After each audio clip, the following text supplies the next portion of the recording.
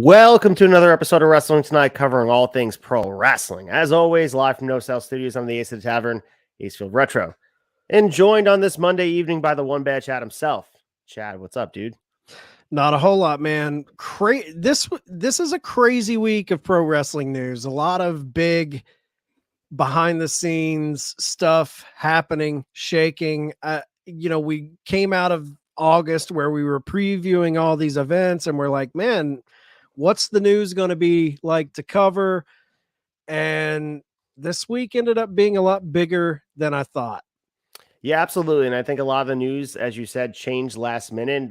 Pull the curtain back a little bit. You were just talking off air with us that we changed our big three because of what happened on Friday night, and nobody expected that. I think if you were watching the Pat McAfee show earlier in the day, they laid clues out, little breadcrumbs, but no one really expected to see what we saw that we'll talk about in big story number 2, because it was quite shocking. And that's one of the first times I've been tuned into wrestling and been surprised, but it was pleasant because not knowing what's going to happen is always what you're looking for in pro wrestling. Yeah, and it opens up a lot of discussion points, a lot of question marks for the future. Where are we heading? If you guys are watching and not listening, you know what we're alluding to. Probably if you're not even watching and you're just listening, you know what we're alluding to too. But I can't wait to get into these stories, man, because there's a lot of meat on the bone. We are going to preview Grand Slam at the end for Wednesday, but a couple big stories at the top for sure. Yeah, absolutely. Make sure you guys are supporting us at turnbuckletavern.com. Give us a follow at Turnbuckle Tavern for all your wrestling news, because it's not just here on this show. We are dropping news on the Instagram, every single day, whether it be in meme form or video form. There's something on there for everybody. So make sure I put that out there before we get to our big three. Absolutely. Let's get to big story number 1. Big stories.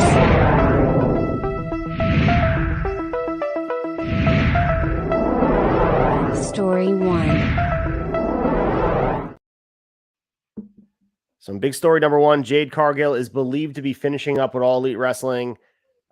Sources on both sides of the camp see that AEW and WWE both told Fightful that they believe Cargill is on her way to WWE.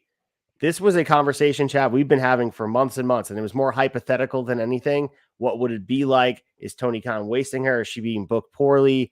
Now it seems like a reality that she's going to have an opportunity to grow that star on the biggest stage of them all in WWE. Now with the Endeavor crossover, she's going to have the opportunity to blow up, because she is untapped potential, and the star that she became from her debut in 2021, working on the in-ring skills, and it's improved dramatically. She's been getting better and better, but we've been critical of the booking. So I'd have to imagine that played a part. Obviously the stardom and the potential of the things outside of wrestling that comes from WWE, but you have to look at it from the other side. AEW kind of wasted her, keeping her in the mid-card for so long. Yeah, we've said from the beginning across all of our platforms. I mean, I've even heard Pod Foundation pals over on Chick Foley, Extra Cooler. Everyone has kind of talked about, man, WWE is going to target Jade. They're going to go after her when her contract is up. I don't think we called it happening this soon. I didn't think it was going to be something that happened in the here and now. I was looking more towards the future. She is tailor-made for WWE, man, from just a eye test situation. When you look at her, you knew, as far as pure X Factor star power, Jade had it probably above anyone else in All Elite Wrestling, and she seemed tailor-made for the Fed. And obviously they saw something there too. There was all the rumors of, not rumors, but because Jade had spoke on it herself, of how when she got her WWE tryout, she didn't like the philosophy of how they saw her, the schedule, all of these type of things. So I think maybe some people said, well, it'll take time for her to change her opinion on that. It looks like she changed her opinion a lot sooner than we believed. And like you said, man, AEW did not handle her correctly. I think they were approaching her with a slow burn mentality of, let's get her up to snuff. We'll slow build her and then put her into that main event scene when she's ready. And this is an example of sometimes if you take too long, you might not have them later on to execute on what you've built. And me and Hawk were talking about it off camera earlier this morning when we were recording Broken VCR before we started recording it. And we were talking about how, is it a big loss for AEW? Is it a big gain for WWE? I think it's a big loss for AEW in theory, but I would say it's a bigger gain for WWE because once they put that machine behind her, you're going to see what she's capable of, what kind of star she can be. For AEW, in theory, it's a big loss, but she's not leaving a big void on their week-to-week TV because they didn't feature her a whole lot. I mean, she's been gone for a while. We've kind of got used to not seeing her on TV. She came back on Collision last week. Then she had the match with Chris Statlander, kind of her goodbye match, supposedly on Rampage. But we got used to, it's not like she was taking up a lot of airtime. So it's a big loss for them. I think they're going to see what they missed out on. But it's not like she was wrapped up in this story that we were so invested in. And, oh, man, now she's gone. I just feel like she wasn't there enough for me to miss her as a weekly viewer of Dynamite Collision. I just don't think she was. So I don't know if we'll feel the impact of her gone as much as like if they were to lose a guy like, like an Orange Cassidy or a Darby who features heavy every week. I feel like Right. we would feel that more than what we're going to feel Jade. Yeah, I agree with that. And I think a part of this is I want to make it clear that I don't think she's leaving because of the booking. I just think it's a byproduct of a missed opportunity for AEW, like you're saying, that what could have been is more of the conversation that's going to be had after the fact when she's maybe main eventing a WrestleMania. And you mentioned her absence, and she was away from AEW for nearly 4 months. So when we saw her return to TV, we thought those rumors were much ado about nothing. It was going to set up this rematch with Chris Statlander to get her TBS championship back that she lost under other circumstances. That wasn't a clean loss. So they kind of swerved us, but I think they wanted to maximize eventually giving somebody else the rub on her way out. So they recognized that the clock was ticking. They had the match, as you mentioned before, at Rampage, and we haven't seen Jade Cargill lose clean ever. So that was definitely a precursor to what the knowledge was. And then after the fact, it was reported by Dave Meltzer and everybody in attendance that seemed like she was waving goodbye to the fans. And of course, we've seen this before. I mean, go back to Malachi Black waving goodbye at Grand Slam or All Out, or forget the event it was, and he wound up coming back. But there's a lot of smoke to this fire. And I think Jade Cargill, the conversation shifts towards what does WWE start her at? And there's been conversations like, because we're sitting right in the mix of it. We see the star power. We see the potential that could be Jade Cargill. But does WWE look at her as a project? And she does have a lot to improve on. And I think there's some stuff that they're going to want to hone up. And the question is she going to wind up at the NXT roster prior to the main roster jump? Because everyone just assumes she's going to the main roster and she's going to feud with Bianca Belair or Rhea Ripley or the top of the card. But my conversation is people like Shinsuke Nakamura wound up at NXT first. Samoa Joe, Finn Balor, those guys had a lot more miles on that body and a lot more on their resume, and they started NXT. So I could see Jade Cargill starting there, and it may ruffle some feathers, but it might be a good thing for her to win that NXT title and kind of take that path up to the main roster. I mean, I could see that. I do think the Black and Gold brand, when they were mixing developmental talent with indie darlings or big names like Samoa Joe from TNA, Impact, I think that's kind of a different formula now where you're not seeing bigger independents go there like they used to with Black and Gold. I think if they're luring Jade away, it's not money. It's been said that it was not a money situation, because if you know Jade, if you know her family, her husband, her personal businesses, she's not hurting for cash. This is a eyes. Where can I get the eyes? Where can I get the exposure? Where can I transition into Hollywood? It's way This is a business move, not from a monetary sense. I think it's complete exposure. She knows. She said that she wants to get into acting. She wants to play Storm and X-Men. Like, she's tailor made for that stuff. I think she doesn't take this deal if she has to go toil away on the third show. Now, there is something to be said that Nick Khan and Triple H have spoken about wanting to get NXT to a point where it is a legit third brand and no longer looked at as developmental. There is something to be said with putting a person like her on this show to anchor it and bring star power. Maybe that is a direction they go. I think you put her right with the heaters, man. You put them right at the top. I think her match with Cargill on Rampage, or her match with Statlander on Rampage, best match she's ever done. I think she's shown great improvement before she took her little hiatus. I think her style is very much a WWE style. She's not doing a bunch of crazy spots. I think she's highly underrated on the mic too. I saw a lot of people on social media saying, yeah, she needs to brush up on her mic skills. Are you watching Jade? That was the strength of her. I thought when she got on a mic, there was confidence there.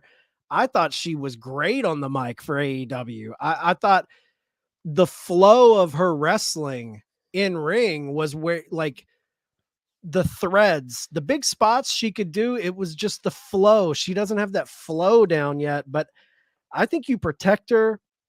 I think you set her up to be the big bad. I don't think you bring her in as a babyface either. I think you bring her in. I saw some report saying that, who knows how legit this is, that they were wanting to bill her as the final boss, like this big bad character on the main roster. I think that's the way you got to go. I don't want to see her on NXT. I think that's a step back from AEW. And honestly, if they bring her in before the end of the year, we're looking at somebody that could easily be in the world title picture by Mania if pushed correctly. I think that's the type of star power they see in Jade Cargill. And I think that's what they're going to do. I don't think you slow burn her. I think that's where they screwed up in AEW. I think you push her right to the main event scene. Yeah, no, I agree with you. I think that should be sort of the game plan. But I'm looking at, as you mentioned before, the Nick Khan edict that they wanted to make NXT a third brand on equal standing as SmackDown and Raw. And I mean, we see week after week, they put a lot of star power on Tuesdays. We saw Becky Lynch win the NXT Women's Championship. What if she takes that title off Becky? Exactly. I mean, that's a good first feud with an eventual Hall of Famer, former WrestleMania main eventer herself, Becky Lynch. But I mean, to kind of put a bow on Jade Cargill before we predict the future, she made her in-ring debut in 2021. We mentioned the growth. It was immense. I mean, she was training with Bryan Danielson. You could tell she's putting the work in. You guys remember she teamed with Shaquille O'Neal on an episode of Dynamite against Cody Rhodes and Red Velvet all those years back. And then the TBS Championship run is going to be her legacy in AEW. She established that title, held it for over 500 days. She lost it a Double or Nothing to Chris Statlander, and that's pretty much been her whole career in AEW at this point. And what we saw in that interview with Tony Khan about a week ago, we thought it was a clue that she was staying here, that she loves working for him. But no, it was like a goodbye love letter saying, although I'm leaving, I want you to know it's not because of Tony. He's, quote, a phenomenal boss. So I'm excited for the future. I think this is a big get for WWE, and I think you said it great. I don't think this is as big of a loss for AEW just yet. I think it is a missed opportunity. It might be the biggest missed opportunity of all. But we've seen it. I mean, WCW fired The Undertaker. You know, I mean, things like this happen in wrestling history, and maybe WWE is a better fit for her. But my question to you is, do you see her being a women's champion by the end of 2024 in WWE, a world women's champion? Yes. I think when you look at her from a business perspective, as far as Triple H and the Endeavor guys and Nick Khan, I think she has star power that transcends even WWE. And I think they see that. And I think the philosophy with her going forward, I think it's like, we got to go now because she doesn't need us. She might not be here long. So we have to milk it for what it's worth. I don't see Jade Cargill as this 10, 15-year wrestling vet. I think she's going to get in, she's going to have her run, and she's going to go into bigger things beyond pro wrestling. I truly do. Like, so if I'm a business guy, I'm not going to sit around and wait for the fruit to blossom on the tree. I have to go right now. I have to, for lack of a better phrase, I have to hot shot her into the title picture immediately. And I think that's probably what they're going to do. And I think that's probably what the bait was for her to leave. Because the odd thing, you mentioned the thing she said about Tony Khan being a great boss, and that was only about a week and a half ago when that quote came out. The odd thing about that, like looking back, it does seem like a love letter to her boss. But the odd thing is, in that quote, she said, I can't see myself working anywhere else. Which, man, talk about a swerve. I guess it seems like the writing's on the wall, like it's all signed, sealed, delivered. She is leaving.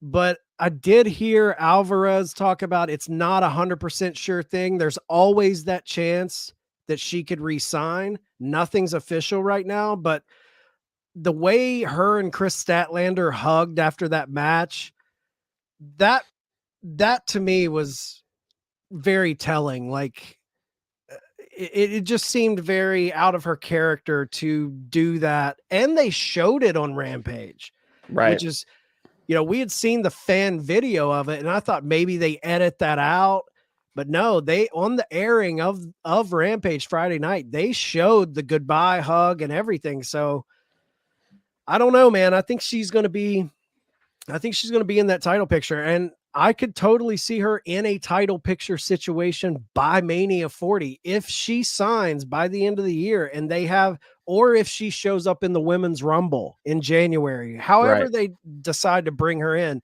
I feel like it's going to be a push. Honestly, man, that's a big, we're just fans speculating, but imagine if you're trying to lure someone away from a company and they tell you, hey, this is how we're going to debut you. It's going to be a surprise debut in the Women's Rumble. You're going to win, and you're going to go to Mania for the world title. How could you pass that up? Yeah, man. I think that's also, a real test too for the star power coming from AEW. I think this will be a good conversation to have for the pop that she gets. And I think over time, her star power is undeniable. People will fall in love with the character. She's going to draw eyes on her, even if the WWE audience is not familiar with her. But I'm interested to see, once she comes over officially and is the initial pop of one that they're shocked that she's here and they know exactly who she is? Or is this going to be a conversation of she looks intimidating, she's starting a program with someone, and they're going to fall in love with her over time? Because that's two different things.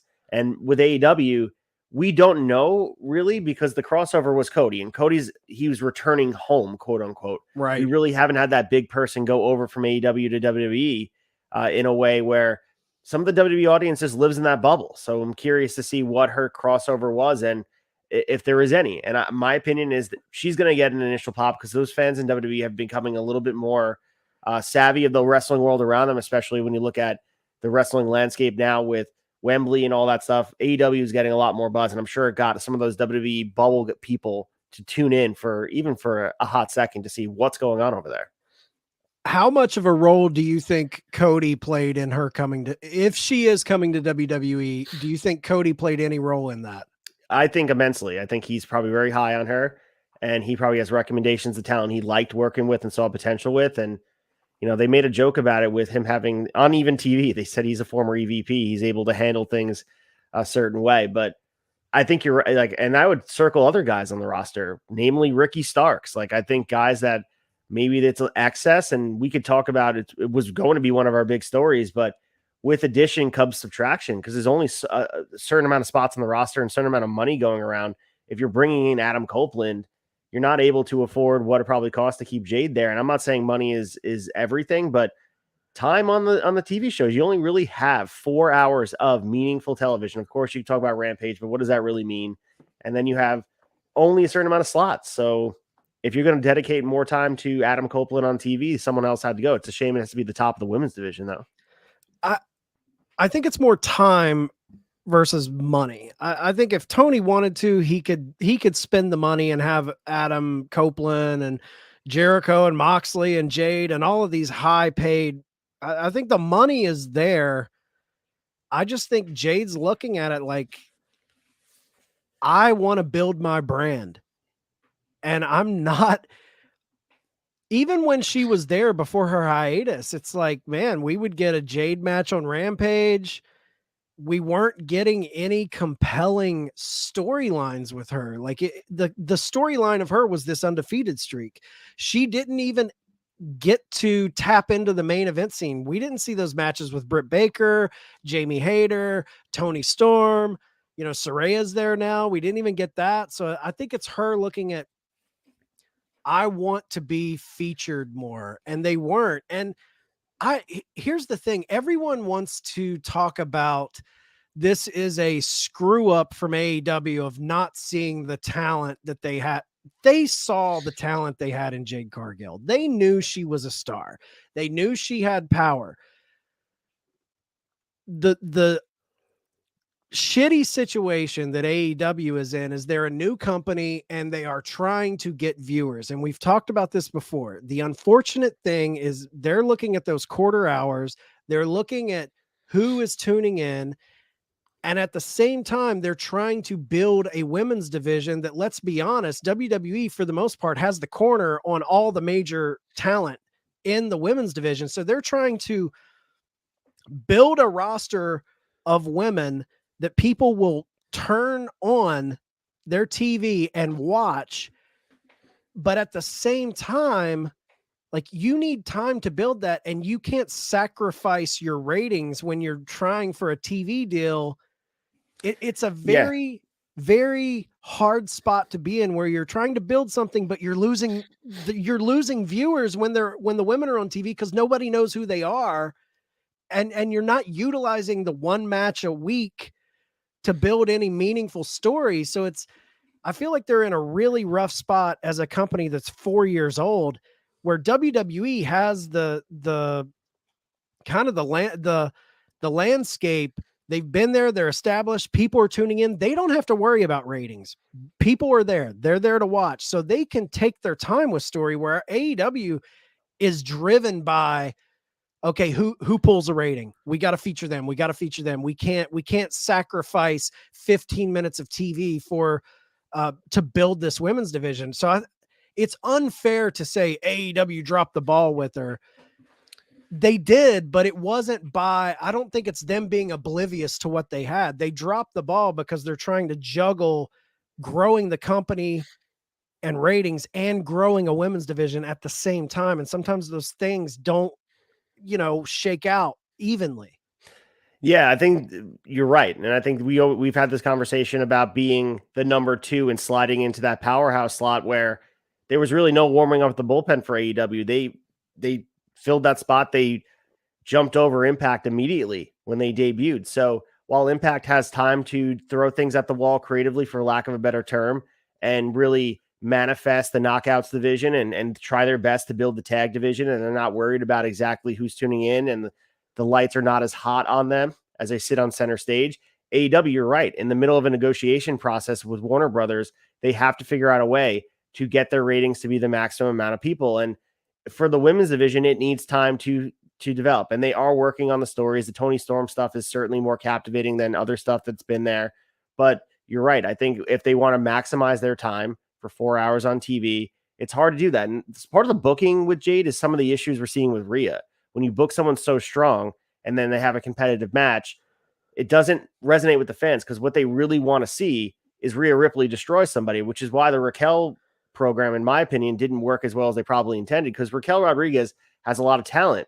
But when you're going against Rhea Ripley, who's used to just dominating people, you want to have a long form match.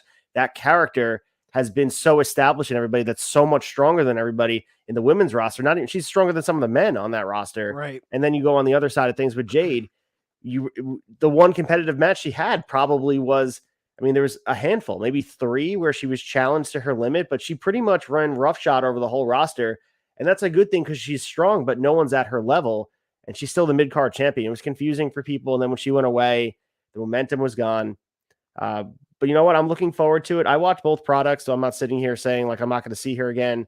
I think WWE is the spot for her because you mentioned this stuff outside of wrestling seems to be important to her and become a star of Hollywood or, you know, otherwise getting her brand out there for other endeavors. You know, she has other sort of aspirations in wrestling, and that's fine. And WWE is the launch point for that. They are more than wrestling, you know, so they're entertainment. I'm with you, man. I watch all wrestling. I think things like this are good for wrestling. It keeps it fresh. It shakes it up. Like if you grew up watching wrestling, you know, talent jumps ship. It's not they went here, so they're better than them. No, talent constantly goes back and forth. And thank God that wrestlers have the option to do that. And WWE rarely gets a talent debuting in a company that has any heat behind it. Typically it's just returns, like a wrestler from their roster has been gone a while. Oh, they're back. You rarely see anymore a big talent viewed as a big talent, pushed as a big talent, showing up in that company. The last one was probably AJ. Like, honestly, AJ Styles in the Rumble was the last time that someone established their name elsewhere, New Japan, Impact, all over the world, showed up and people knew who he was when that name popped up on the Titantron.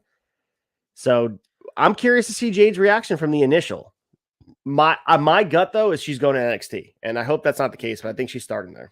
My gut's saying main roster, or she wouldn't have left unless they gave her the bag to anchor NXT as a third brand. But maybe they say like NXT is, maybe they convinced her that NXT, it's on USA. It's in a primetime slot on Tuesdays. They have their own night. They're putting Dom Mysterio on there, Becky Lynch. Like all these women and men are going out there. And right now, all their champions, if you look at the landscape, they're all very talented. I mean, Becky Lynch is holding the women's championship, as we mentioned, but Dom is the North American champion.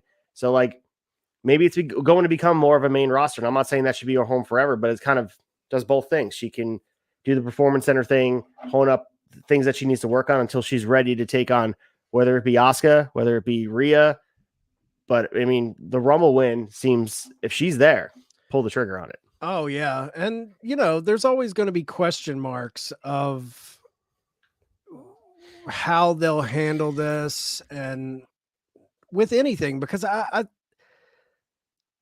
I'm of the opinion, and people may not agree, but I'm of the opinion that women's wrestling, when you just look at, when I'm just talking women's wrestling in AEW and WWE, I know everyone says, oh, AEW's women's division, there's no story there. They're not doing it right. I don't think WWE is doing much better by the women right now. I think the WWE women's roster is even in a lull.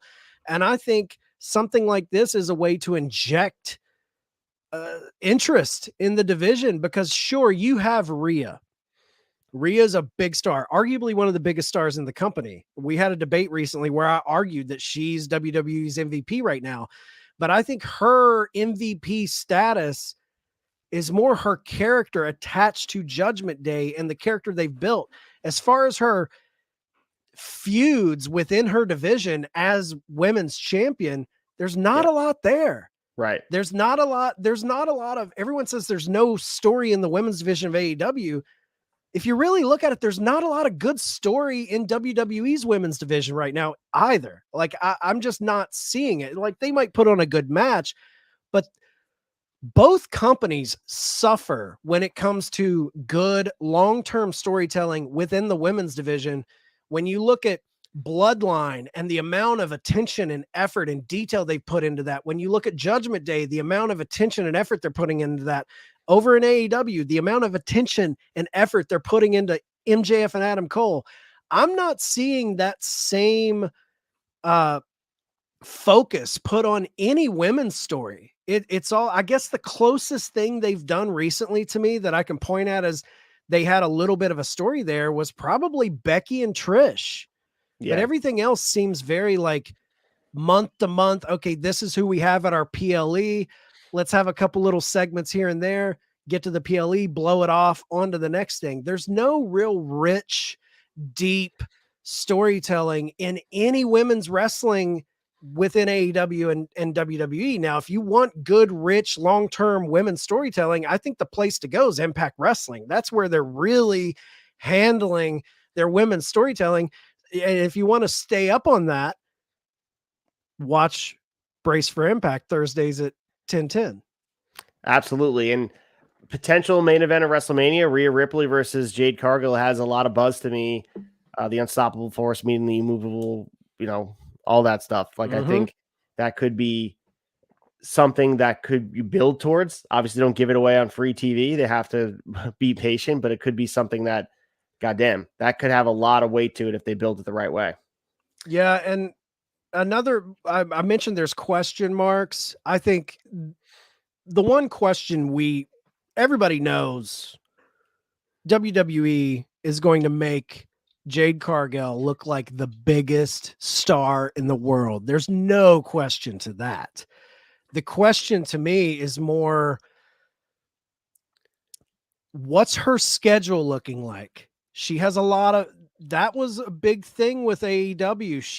She had her own life. She had, her and her husband, former baseball player. I think they own a softball team.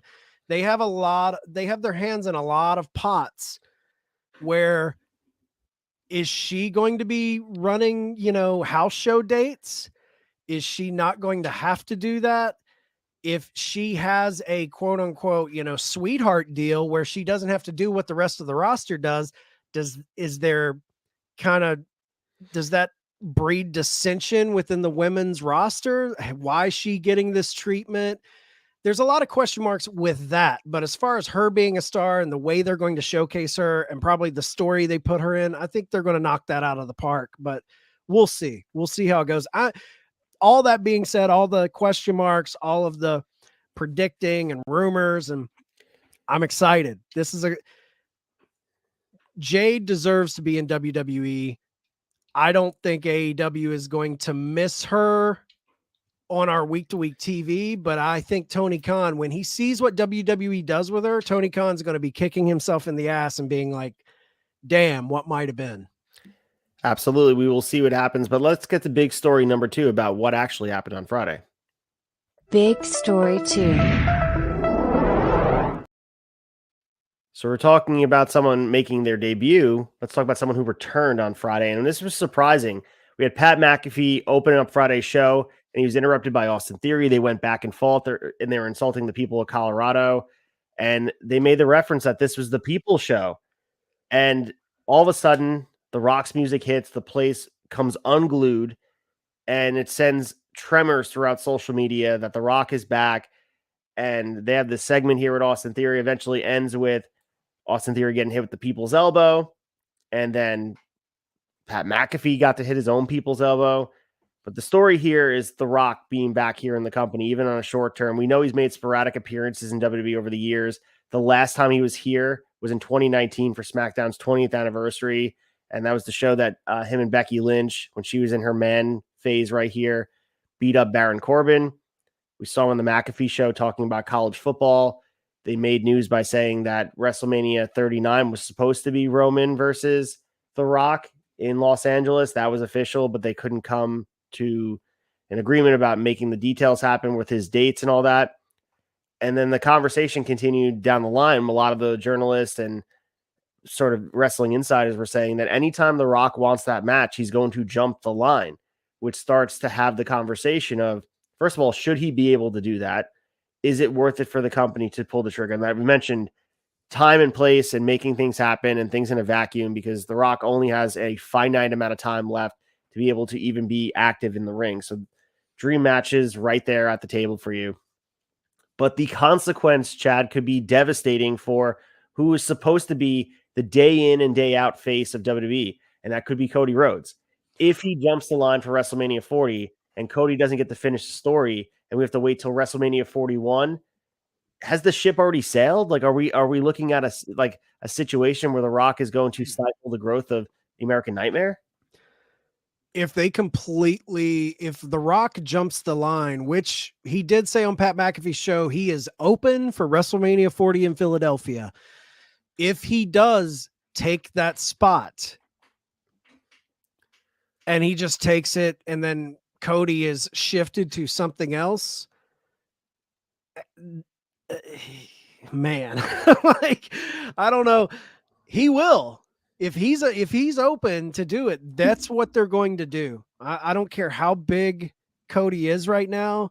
If The Rock wants to do it, if he wants to main event against Roman, he will get that spot. I think it's beyond just him having the history and the star power within WWE and the star power in the entertainment industry. It's bigger than just that allows him to jump that line. Endeavor is involved now. Endeavor is going to want to push for one of the most recognizable names in entertainment to be at the head of their biggest show of the year.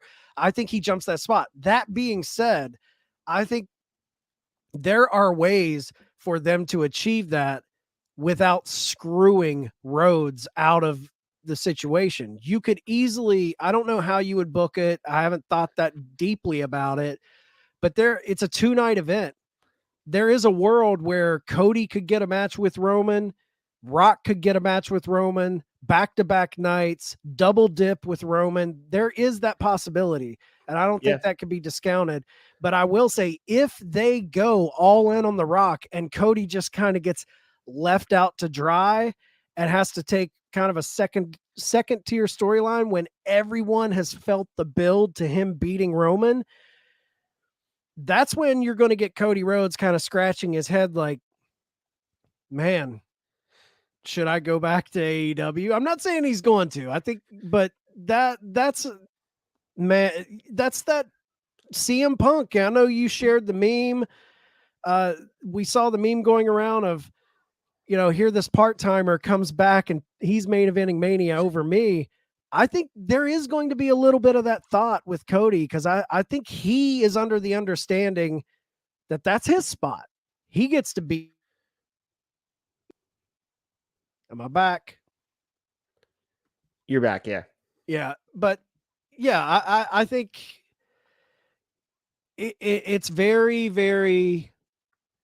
It's a sensitive topic. Who goes to Mania, Cody or Roman?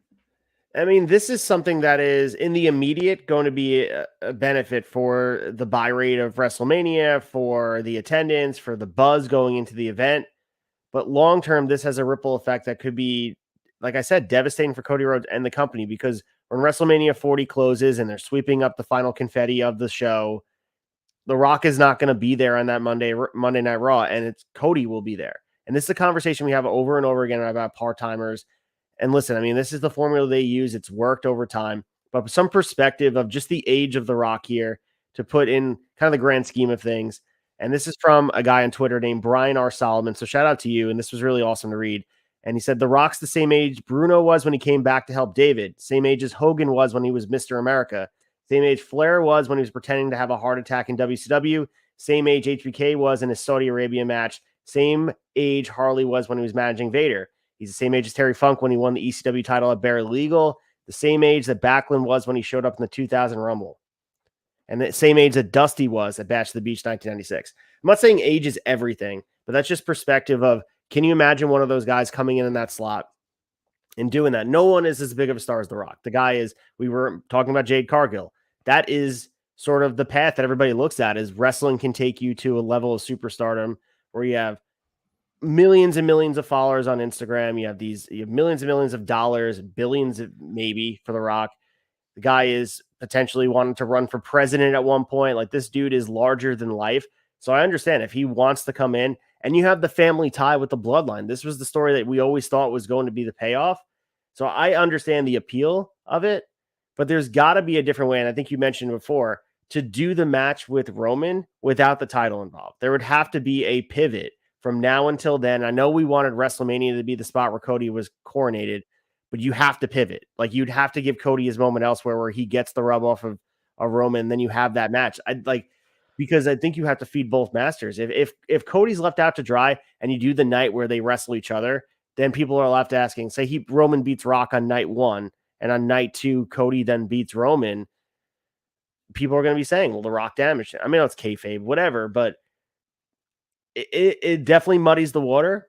And I saw some conversation, people like poking their head in saying like, what about LA Knight? But Yeah. really, it's a 2-man race. And I would go with Cody just because, again, the person that's going to be there the next night on Raw to continue the story would be Cody.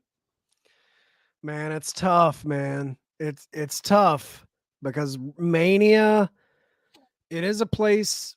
It's about moments. I get it. This is a moment. This is a moment. You bring your big people in like Stone Cold against Kevin Owens. You bring your Rocks back, but it's also the best place to coronate your best stories. And this is a coronation of Cody Rhodes. And I think if you do the back-to-back night for Roman situation, however you would parse that out, you're going to hurt one of the matches. Say you do Rock Roman night 2 and Cody beats him night 1. If you go into Mania knowing that Rock Roman is night 2 and Roman Cody is night 1, you're telegraphing your finish. Right. A little bit. And there's also a part of me like say Cody versus Roman at the Rumble. You're telegraphing your finish. And it doesn't feel as big for Roman to drop that belt at anything other than Mania. I feel like that everything has built to that. So they're in a really tough spot. If The Rock is full on wanting to have a match with Roman, I'm so torn, dude, because from the beginning, when the Bloodline first kicked off, everyone thought this was a definite touchstone to get to, was Tribal Chief. Who's the real Tribal Chief? You bring out The Rock, who's a part of the family. Rock Roman felt like a layup, felt like a no-brainer. And we got teased so much over the course of these 3 years that I think a lot of people kind of checked out and said, it's just not going to happen. And we moved on. They brought Cody in. That felt like the new thing to build towards. Now with Rock re-entering the conversation, it really makes it interesting and intriguing. And what makes it so interesting and intriguing to me is there's a lot of ways this could screw up. Like there's a lot of ways somebody could get screwed up in this. And I don't know, man. I think they're in a tough spot trying to keep both of these talents happy and use them the right way. But it's an embarrassment of riches too, because either way you go, it's going to do gangbusters. Ticket wise, it's going to do gangbusters. I'm leery of how they do it. I get frustrated with the leaning on nostalgia, and our generation, especially those that grew up in the Attitude Era, we're so dependent on nostalgia. We drive that market. We buy the wrestling figures. We go to these conventions, and we love nostalgic things from the 90s, early 2000s, and The Rock is right there. You mentioned before, Austin and Kevin Owens. That match happened at WrestleMania in Dallas, and that was something that was very memorable for people. But eventually, this well runs dry. And my issue with it is that this is the thing they continue to go back to without building the meaningful stars that could carry the company in the future. Like Roman right now and Seth are there. And Cody has the opportunity to be there, to be those guys. But when The Rock is just unable to go, we know Triple H is unable to go now. They would bring him back out if he was able to. You goddamn know that. He'd be back involved in feuds because that's what they do. And the fact that they have to do this is concerning to me. And I don't know if it's a lack of creativity, if it's the pressure from the fact that they've become so big, they have to have the most tangible, meaningful star in front and center. But I just remember the days where WrestleMania, as you mentioned, was the coronation for a new star. Having each was a new moment. And going back in time, I can just imagine when Austin was white hot and he was about to win the Rumble in 97 and then 98. If someone would have came back, if you would have did the math on who would be The Rock's age coming back, if that was Bruno or Sammartino coming back and saying, you know what, I want a main event WrestleMania. It just wouldn't have happened. And I understand Bruno's not The Rock, and so this is like kind of uncharted territory. The Rock is a guy who has paved his own path and kind of has written his own check, and he is a guy that has changed really the landscape of pro wrestling. If you look at it, he's become just as big as the WWE, and he, as we mentioned before, trailblazed, for lack of a better term, what it means to be successful outside of wrestling. People laughed at him when he was starring in The Mummy. Yeah. People laughed at him when he was doing Walking Tall. And here he is, the biggest star in all of the world. And you can make a conversation about if that's going to change over time and whatever. And the reasons he's there with the writer's strike going on, we know that his calendar is pretty goddamn free. And that doesn't look like it's freeing up anytime soon as far as any of the conflict going on that side of things. So his calendar is open. And knowing WWE, they're pulling the trigger on Rock Roman. You know that. If that's something they're going to do, they're not going to say, all right, Rock, you got to wait for Cody maybe at SummerSlam. It's not happening. They're going to do it at 40, especially the 40th anniversary of WrestleMania. Are you kidding me? That's what they're going to do. Exactly. It's 40th anniversary. It's one of those situations where if you have The Rock, you have to pull it now. He's not long for this world. You can't wait. He's old. He's in his 50s. Age isn't really that big of a deal. But in this case, to be, it's almost like the stars are aligning. 40th anniversary, the screenwriters and Screen Actors Guild are on strike. His calendar is wide open. Man, like it's a tough spot. And I'll say this will be kind of one of the first philosophical business decisions we're going to see on this level in the Endeavor age.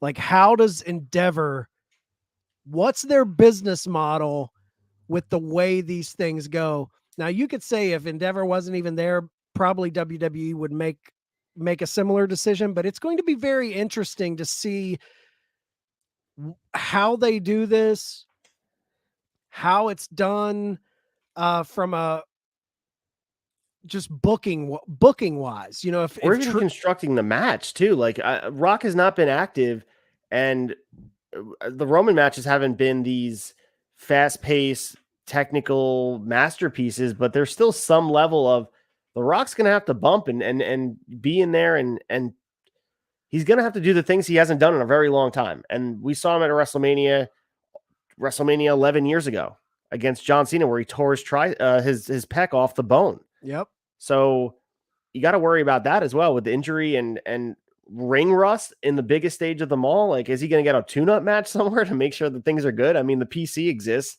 but nothing like being in front of fans. I don't know, man. There's a lot to be said about obviously moments, and like you're paying for the face-off, that picture that's in front of all those people at the link in Philly, where everyone's going to be kind of snapping their cameras are out on their phones, and everyone wants to be a part of the moment.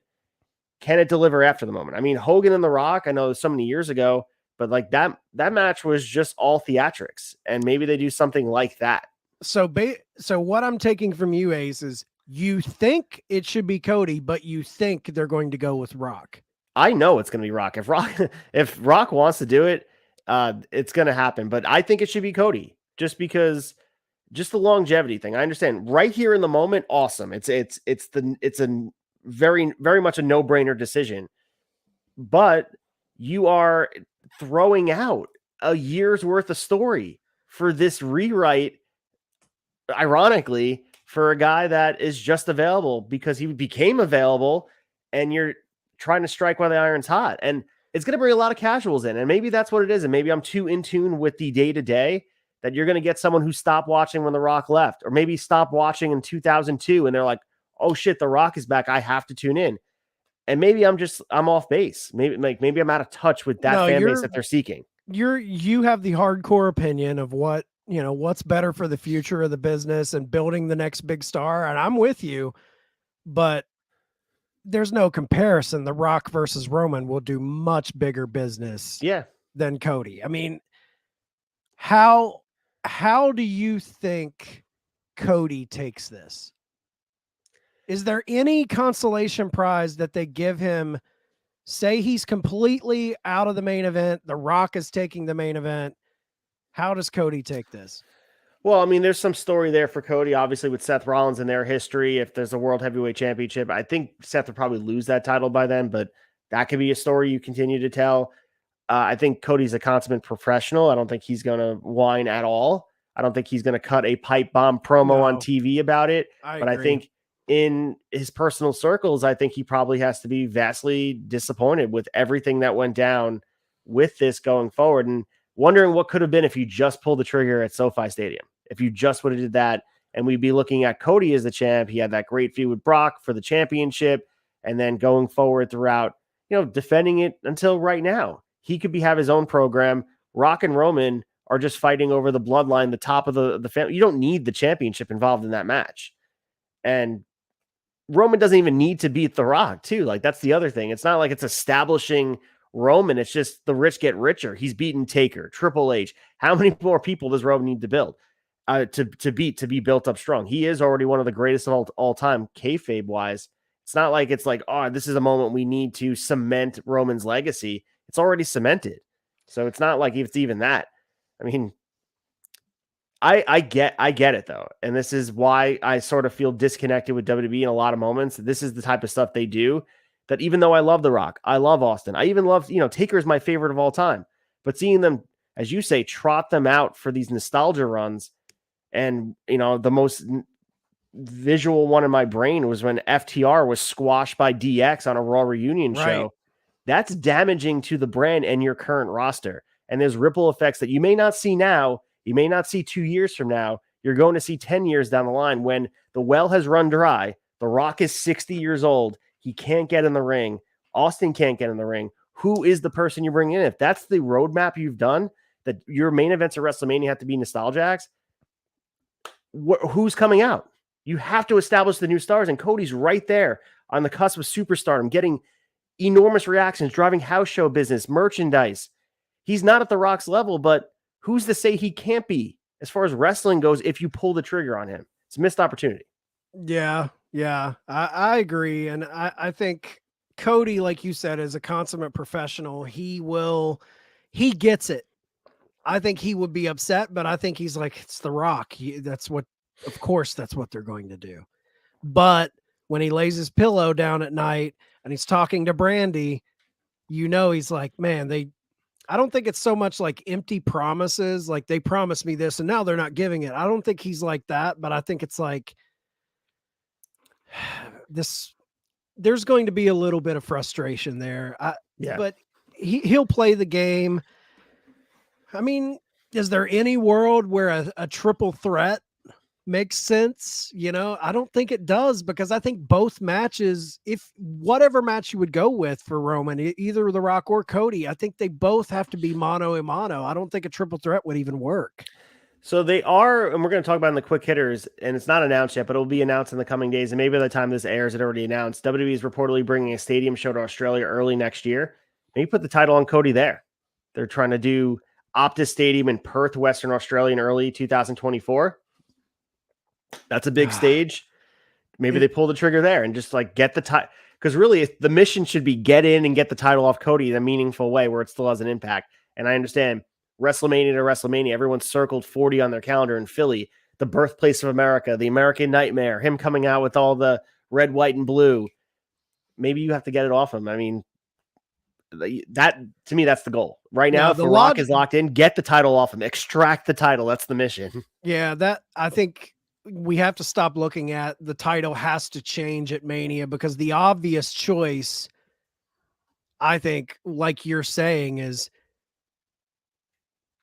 make Rock Roman for the quote unquote tribal chief match, and then have Cody be the champion, have him win at Rumble. What about doing it on a Raw? You want to pop a Raiden?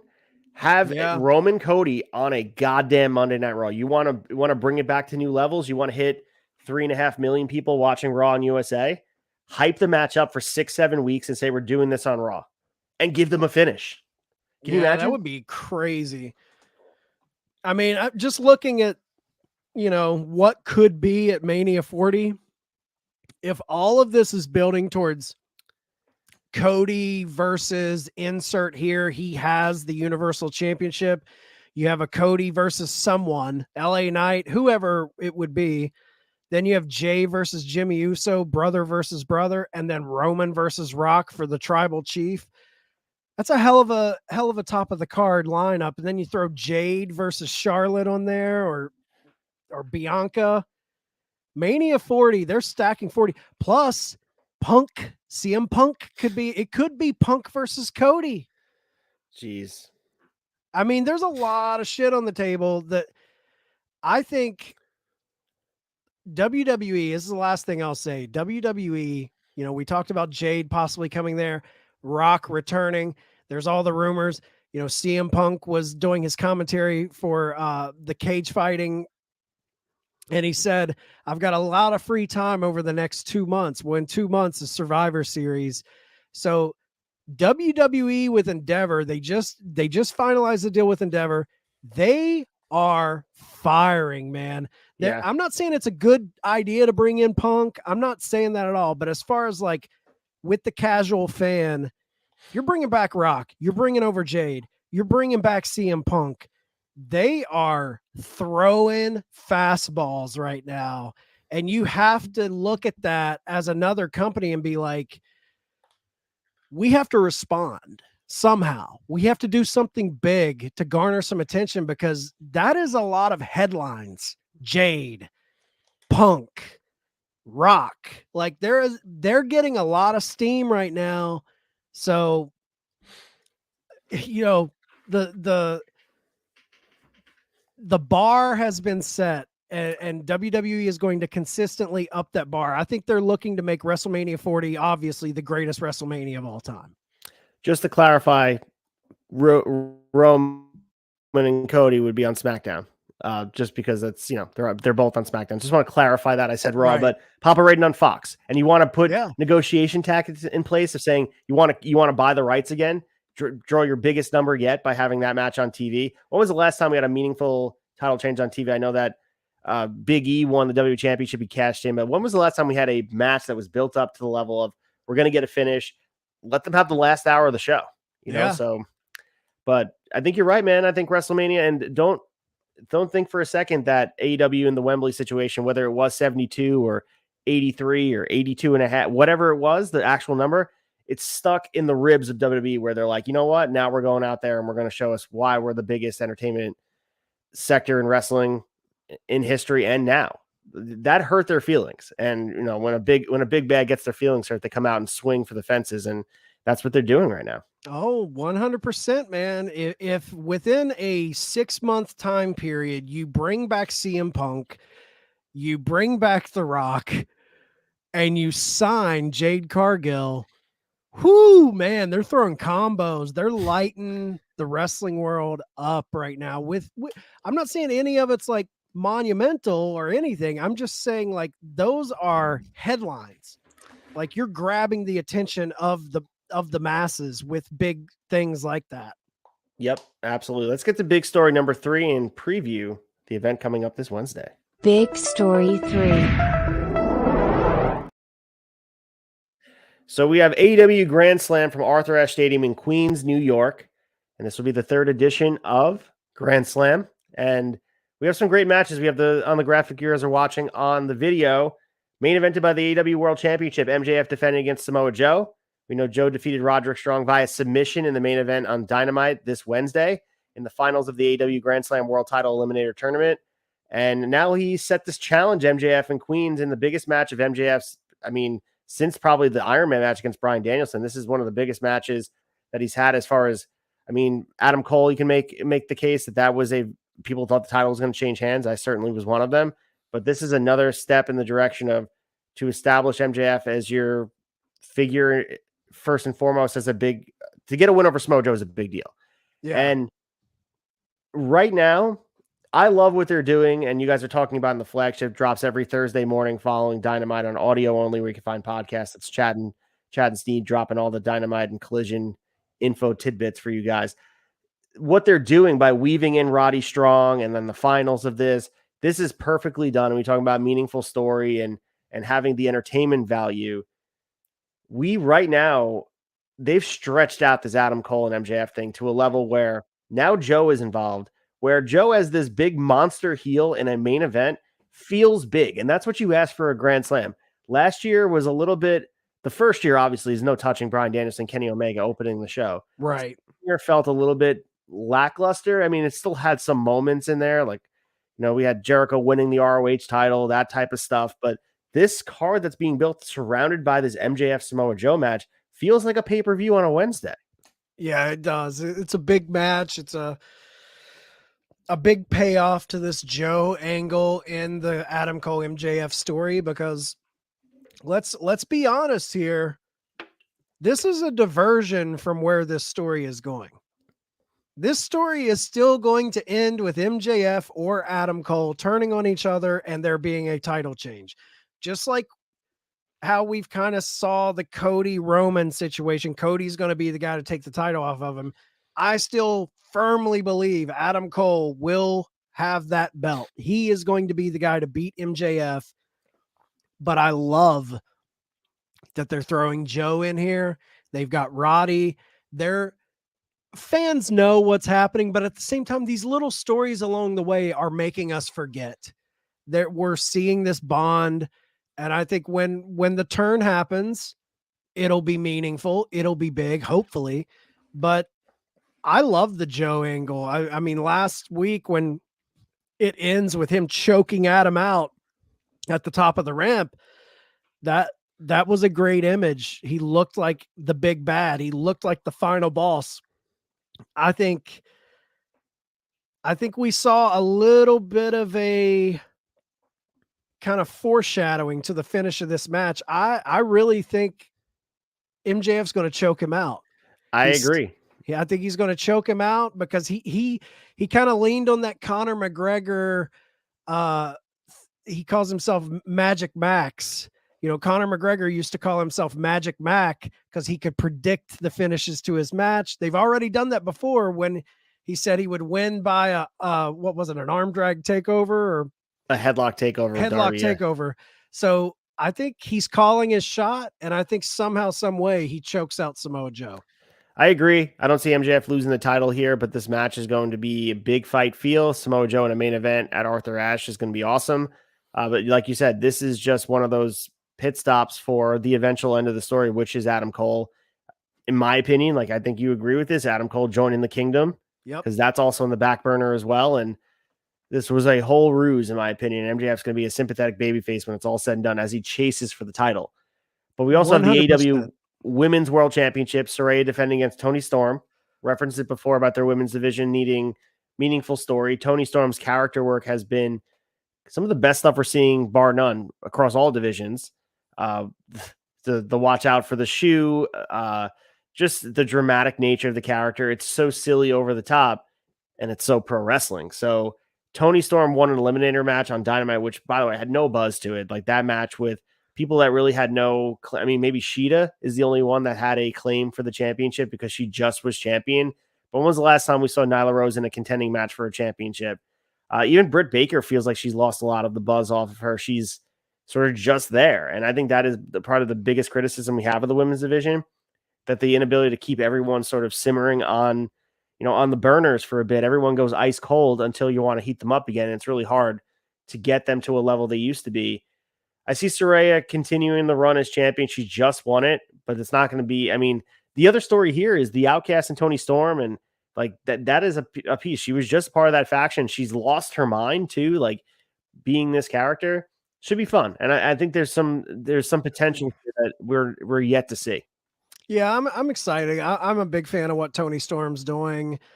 And I agree wholeheartedly with what you said. The reason their women's division is suffering is because they have their main event title picture, and then everyone just kind of goes cold with pointless matches.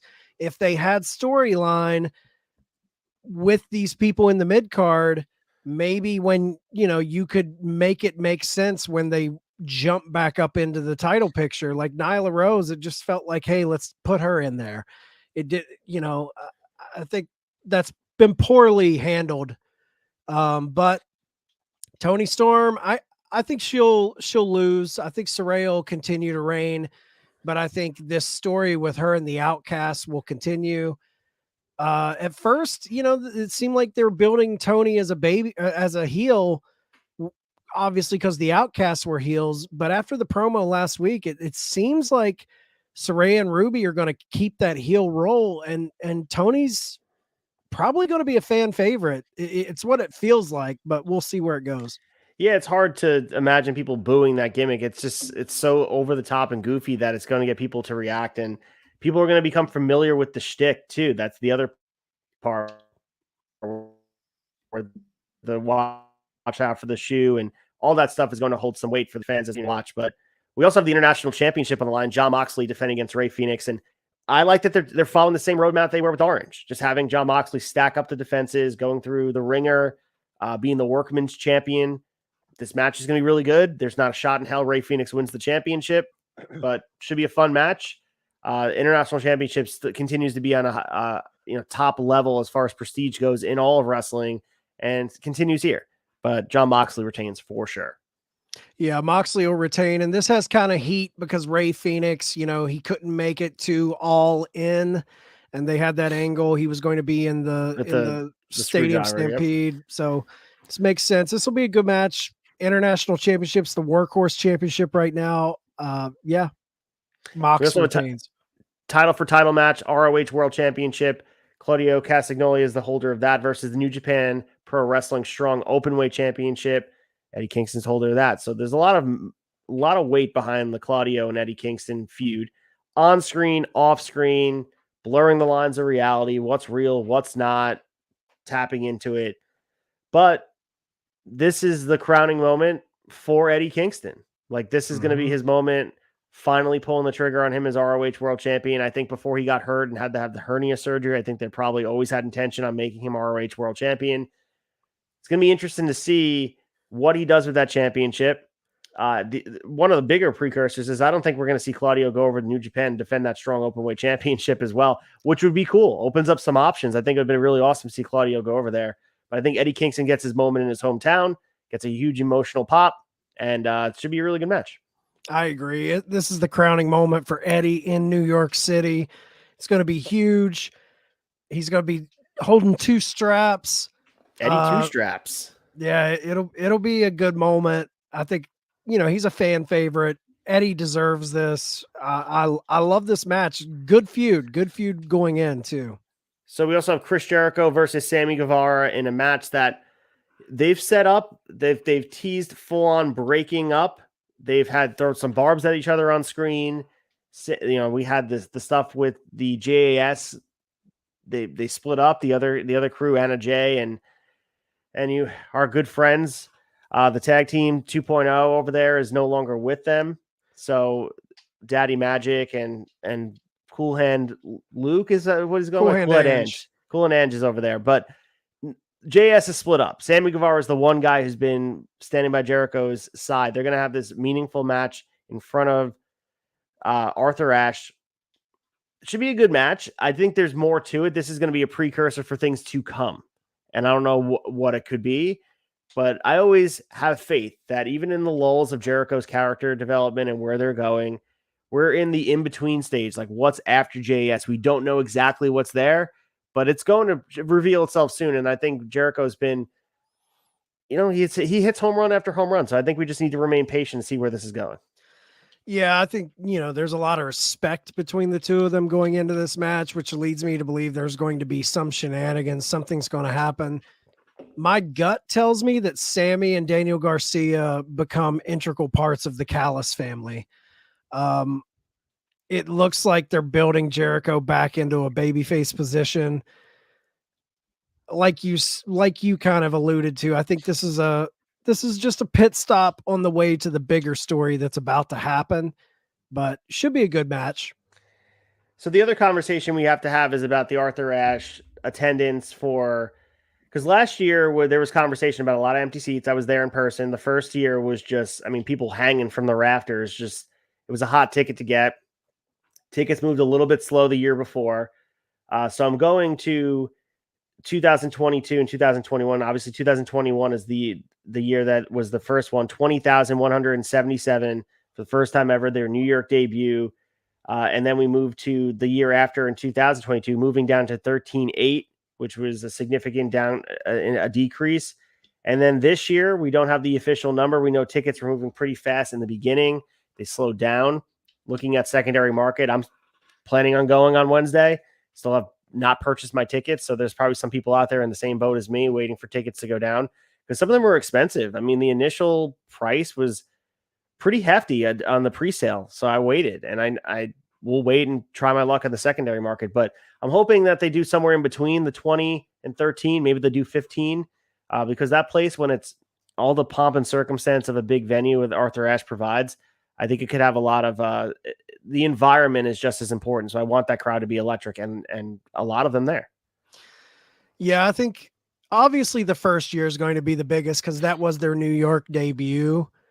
So that makes sense to me. But the consistent dropping of ticket sales for this event, I think there's a lot of things going on here. It's ticket price.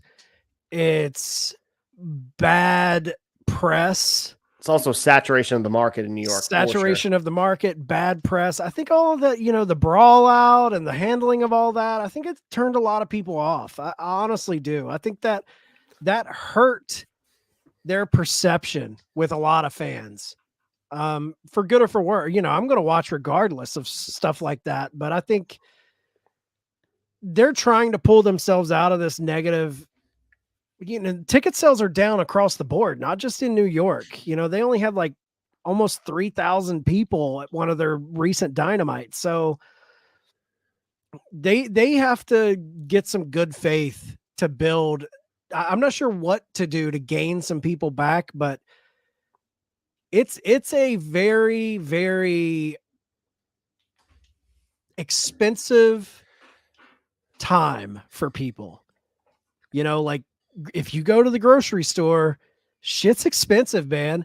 Concert tickets, I love going to concerts, but concert tickets are through the roof. It's just the economy right now is not doing too well. Prices, inflation is through the roof, and then you're overpricing your tickets and asking people to come. I think there's a lot of things at play, but they have to right the ship somehow. And I think first and foremost, give us good weekly TV that makes us want to come, where we can't pass up a ticket.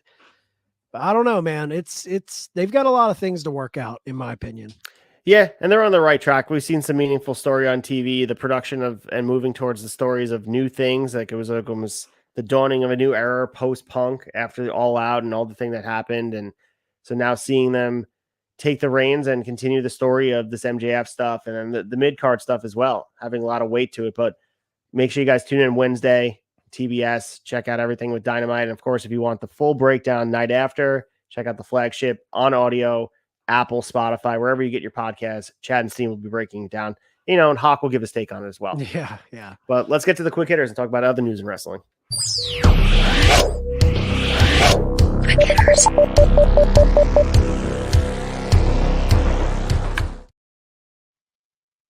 So our first story in the quick hitters, just like Cody Rhodes being bumped potentially from the main event, this was bumped from one of our big stories, but doesn't make it any less as big. Edge potentially going to AEW. So amid the rumors that he could be headed to the company, Edge was reportedly removed from the internal WWE roster.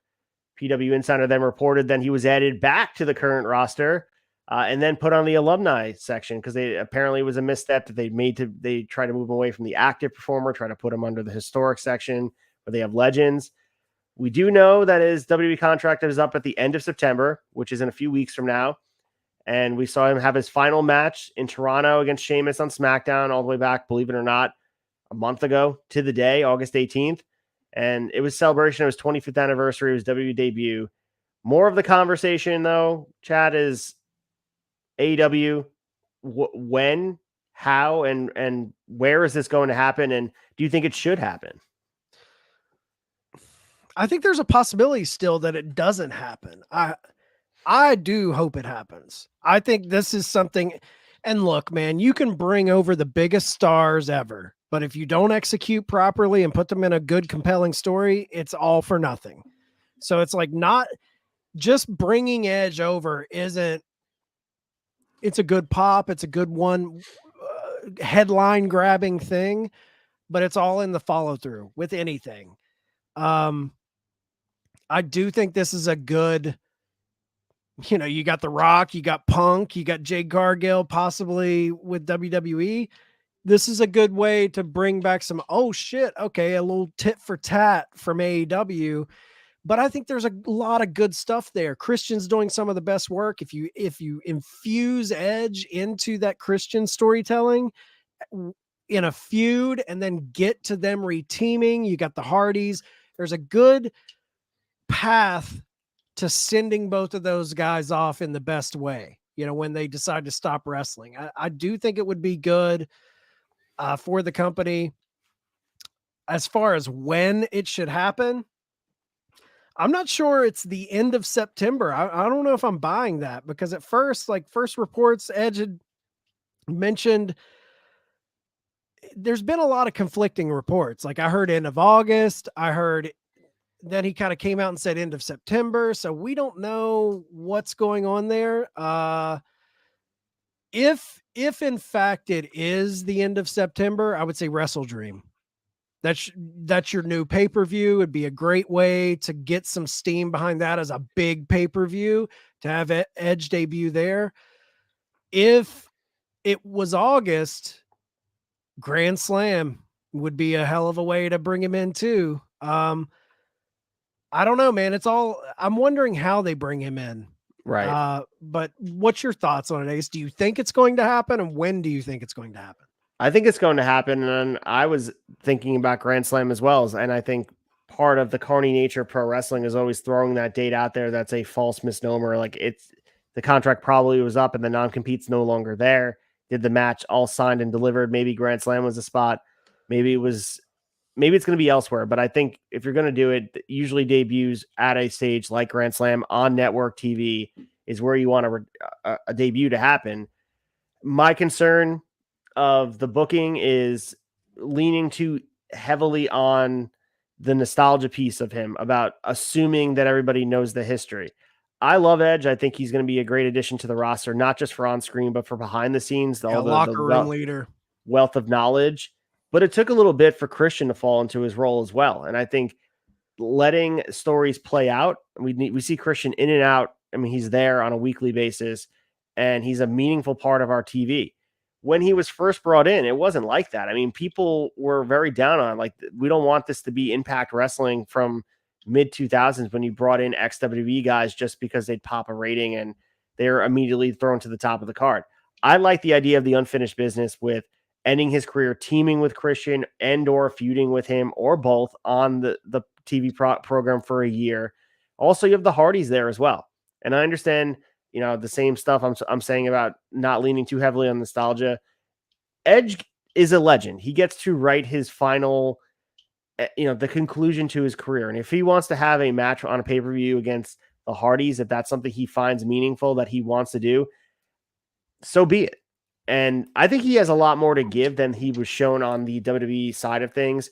I thought it was a wasted opportunity following that Rumble. That pop was immense. The fact that he returned from the neck injuries from 2011, it was a long time coming. Returning in 2020, of course, it was hampered by a worldwide pandemic that shut the world down. So what could have been, but he was sort of one of the victims of circumstance for sure. And then Roman's rise up the card. I mean, don't forget, he was destroyed in the main event with Daniel Bryan, believe it or not, against they stacked him, right?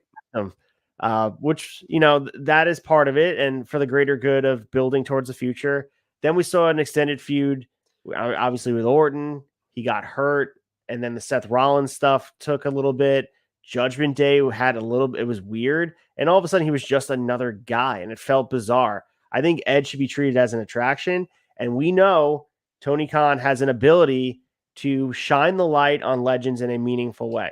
He does it with every single one of them. So people can be critical of Tony and his booking at times, but he right now is the best person to showcase legends. Look at Sting. I mean, Sting is being completely emphasized for his strengths. His weaknesses are very rarely seen. And I think that's Tony's wrestling fandom. He's approaching it from a fan to protect these guys' legacy because it's important to him as a fan. So from his perspective, it's very important to him that to not expose Edge or put him in positions to feel lesser than. So if he comes in, Adam Copeland's going to be protected and put behind a glass case that he's going to feel like a big deal. And I'm excited for it because I think there's potential dream matchups in there. There's the Kenny Omega match. I mean, down the line, you run it back with Bryan Danielson. I mean, look at the rest of the roster too, like young guys that could benefit from working with Edge. MJF and Edge for a title opportunity could be a lot of fun. So I'm confident too. Just really, first and foremost, is Tony Khan's ability to manage legends and keep them feeling special because he's done that time after time. My only request, if Edge comes in, don't have him come out and be at the top of the ramp, wave at the fans. Don't have him enter in an angle. I don't want to see a Mark Henry, Christian, Big Show debut where they're like, we have a big new signing and he comes out and waves at the fans. This Wednesday on Dynamite, he's going to talk for the first time. I don't want to see that. Yeah. I want to see Christian and Luchasaurus beating down Darby and Sting within an inch of their life. I want to see a concerto to Sting. I want to see them completely devastating those guys and no one's helping. So, and then all of a sudden, boom, he comes out to help and he's immediately enter him into a feud with the most despicable heel on the roster right now, Christian. That is money to me. His old partner's here to take him out. And I hope that's what we're seeing, because if you watched All Out, man, the way they booked Luchasaurus in that Darby match, that was a complete devastating squash match and made them both look dominant. If they do that again in a tag match and then Edge comes out, I mean, I'm all for that. But I want to see him enter in an angle. I don't want to see him come out and then we have to work our way into an angle. Very well said. And we referenced before WWE is reportedly bringing a stadium show to Australia early next year. So the West Australian, which is a newspaper, reported that on Saturday, WWE is just, quote, days away from announcing they'll be holding an event at the Optus Stadium in Perth, Western Australia in early 2024. So the show will stream live around the world and is supposed to take place prior to WrestleMania 40. So WWE and the local government have been in negotiations for quite some time. Last time we saw WWE there was a pay-per-view from Melbourne, Australia in 2018, the Super Showdown headlined by a match between Triple H and Taker. Optus Stadium has a capacity more than 60,000 seats, so it's not going to break any Wembley records or anything like that. But, you know, the fact that they'd be running a big show prior to WrestleMania 40, is this going to be a canon event for the build to WrestleMania? We've seen Crown Jewel and the rest of those shows be kind of baked into the build to all the different angles they have going towards things, because the India show, as we referenced last week talking about it here, that's a one-off. It just happens. It's like a house show. Those Saudi shows used to be just like that. This Melbourne show was just like that behind the scenes, but maybe they want to have a meaningful show in a market that really is kind of starving for wrestling. And I know Impact went there and they ran smaller venues, but they don't have shows like WWE coming for, especially running a 60,000 seat arena. So this has some weight, and like we said, stay tuned to the news. They're going to be announcing it pretty soon, because being in Perth is not to mention a home for a UFC show from back in the day. So they already have inroads with Endeavor, so that's also part of it. Yeah, and with Endeavor coming on, UFC has a big international presence. We're going to see bigger stadium shows more often for WWE. We also have Vince McMahon reportedly back from his medical leave, and he was in Raw making changes, taking his red pen out and starting, putting little carrots and changing spelling of things. So it was reported last night by Fightful Sean Ross Sapp that several changes were made to both WWE Raw and Main Event last night. So he's not just going through Raw, he's going through Main Event, which nobody watches. What are we doing, dude? I don't think Akira Tozawa should be doing that. But according to Dave Meltzer, Vince McMahon has returned in full capacity, And he said, quote, Vince is back from a surgery leave. He's back in the chair. He was not in Roanoke. He was involved in the production of the show via remote. Going forward, he's the guy, he's the chairman, and he's running the wrestling company. Pretty definitive by Dave Meltzer. Yeah, and Ari Emanuel of Endeavor is fully backing that. Ari stands by his leaders. He's got Dana White on one hand and Vince on the other. I think Triple H is still going to be handling most of it, but you'd be crazy, especially with this new partnership with Endeavor and TKO, and UFC, all that situation. I think Vince will have his hand in things for better or worse. So we also on Friday, these dreaded post-merger layoffs, and one of the notable names reported by PW Insider was Dana Warrior, and she had recently been working with WWE's community outreach department.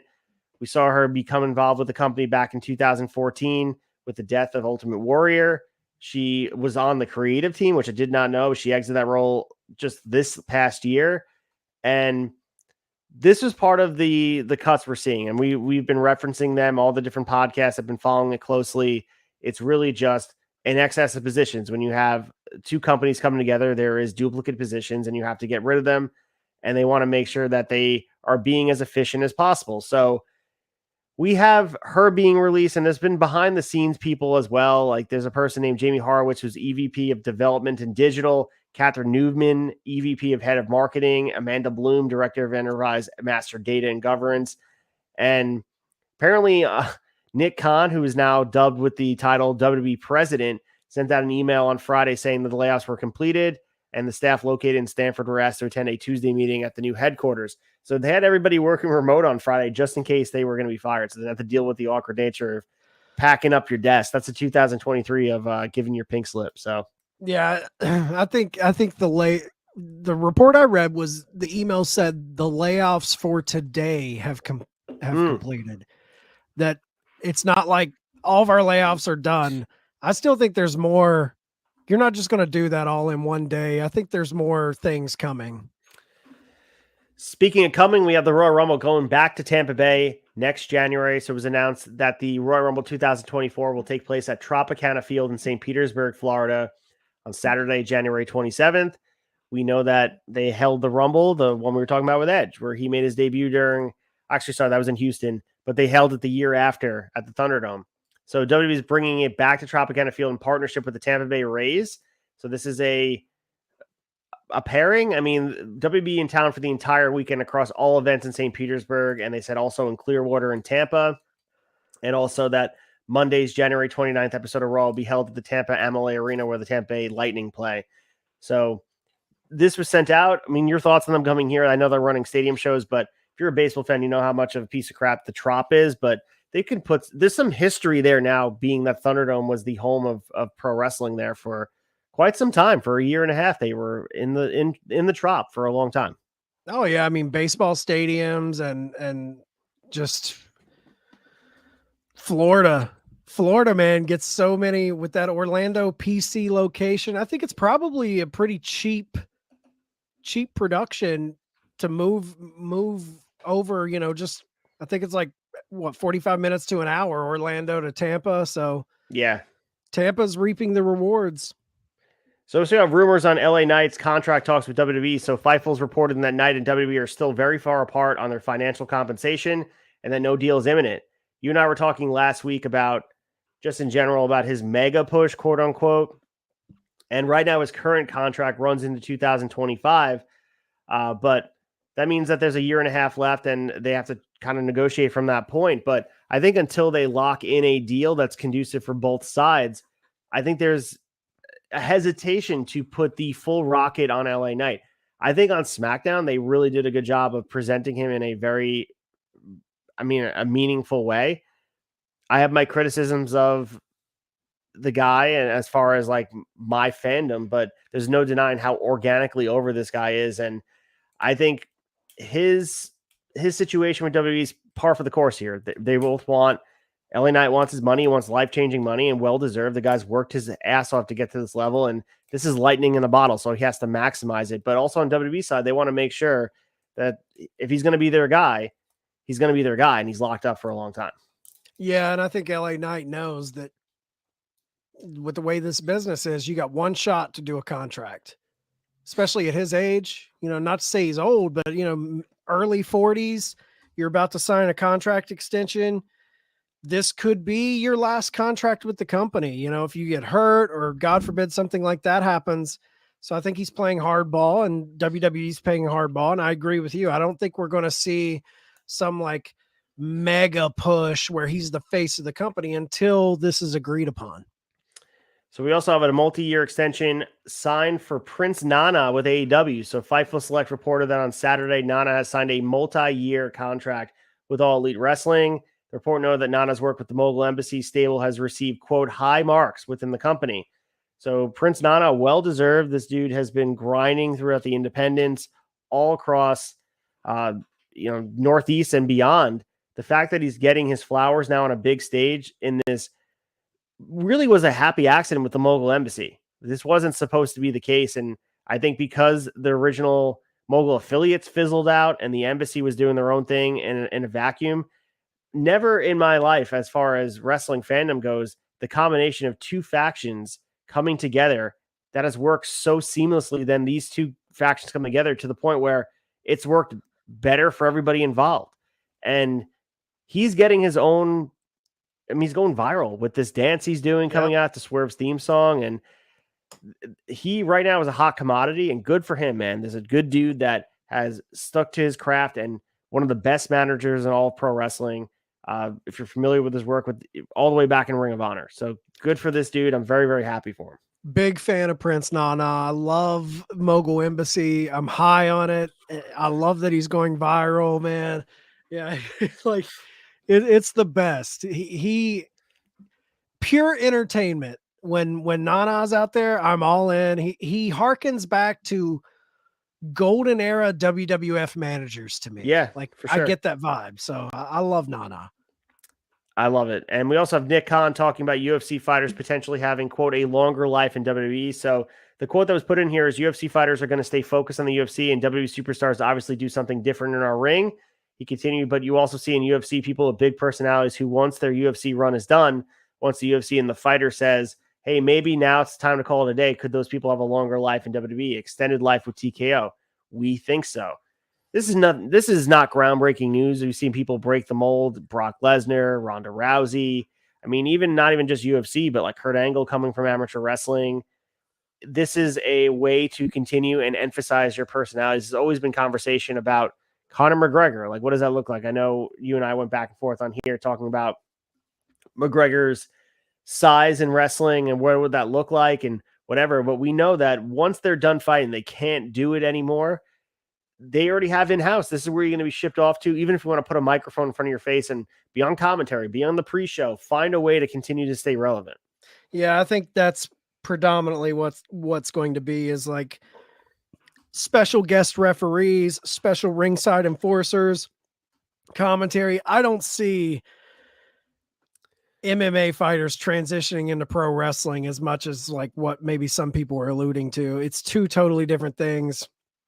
I just don't see there being as much crossover as some fans might think there will be. So we also had Bill Simmons having a podcast with WWE President Nick Khan, and it was a very interesting conversation aside from Bill Simmons believing that Test was still alive, which was insane. But he dropped a comment, and good for Nick Khan knowing the history of wrestling. People give him a lot of shit for not being a wrestling guy, and he's very familiar with the business, it seems. But anyway, one of the more interesting hints about the potential of both brands running at different times on the same day, one running internationally early in the day with the other running later at night, for example, to create a full day experience for viewers.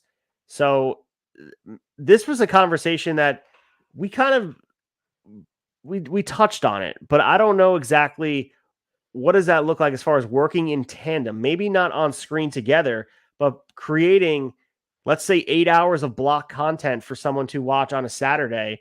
They can control the market. And all of a sudden you'd have, I know it'd be saturation because it's so much. How could you consume it all?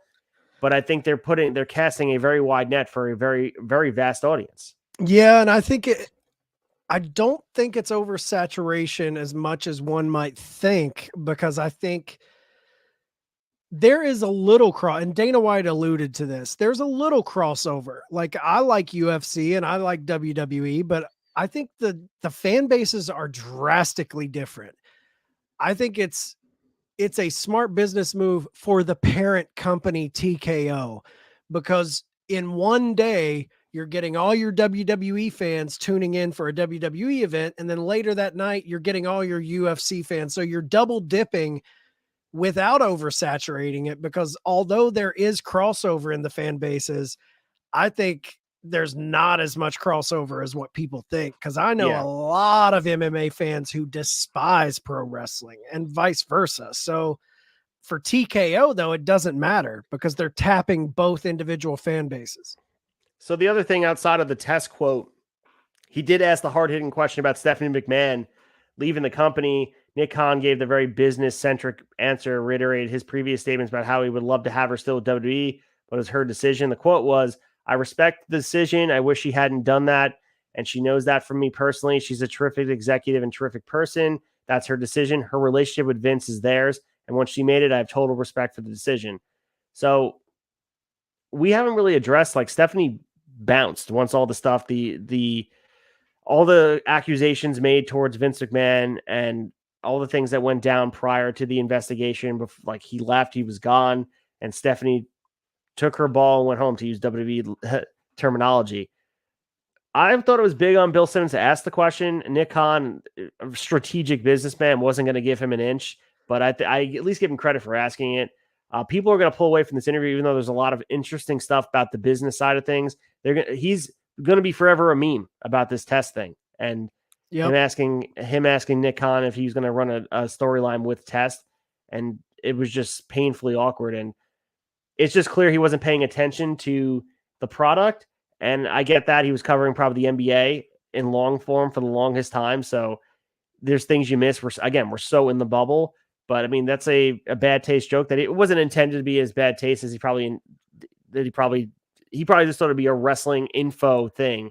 Right. And sadly, Tess had passed away a significant amount of time ago at this point. How did he respond to that? Because I didn't see it or listen. He just said, "I believe Tess has passed away." But how did Simmons respond to him telling him that? He pretty much said, "Oh, I must have missed that."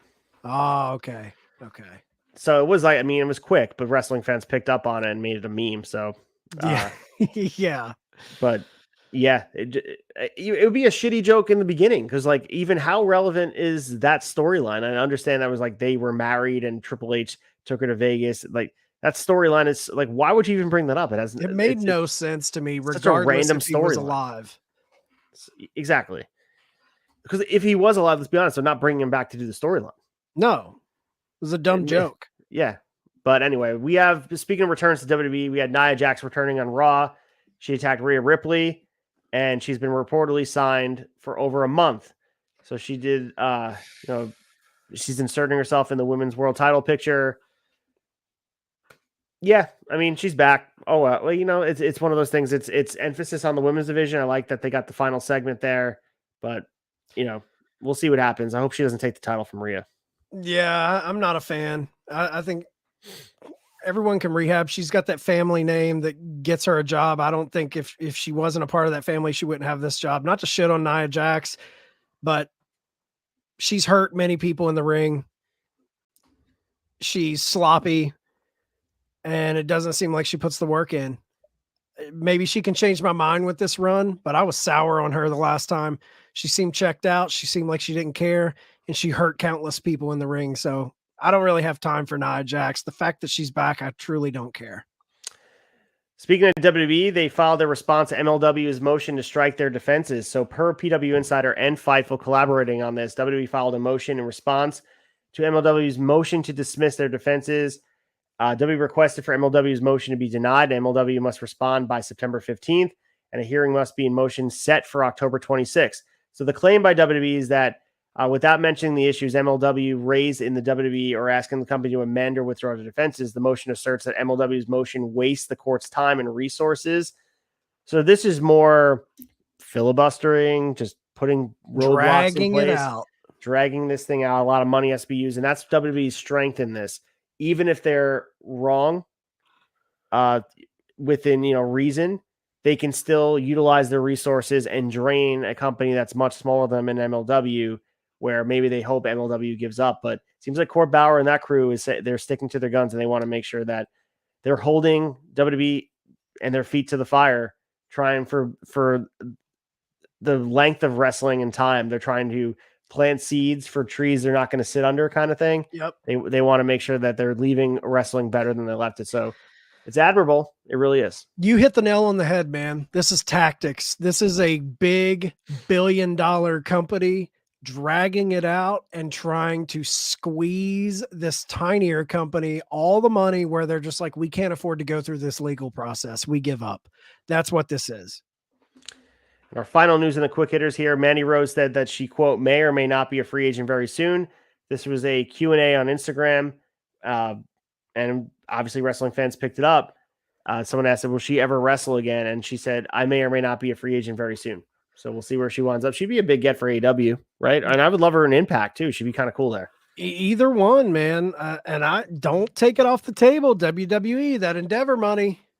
Like, oh yeah, who knows? Like, she definitely hit right with the fans. That last run she had in NXT, I think she was really getting some steam behind her. And then the OnlyFans or whatever the website was kind of hit, and she got released for it. But she's a good pickup for anybody because she has star power.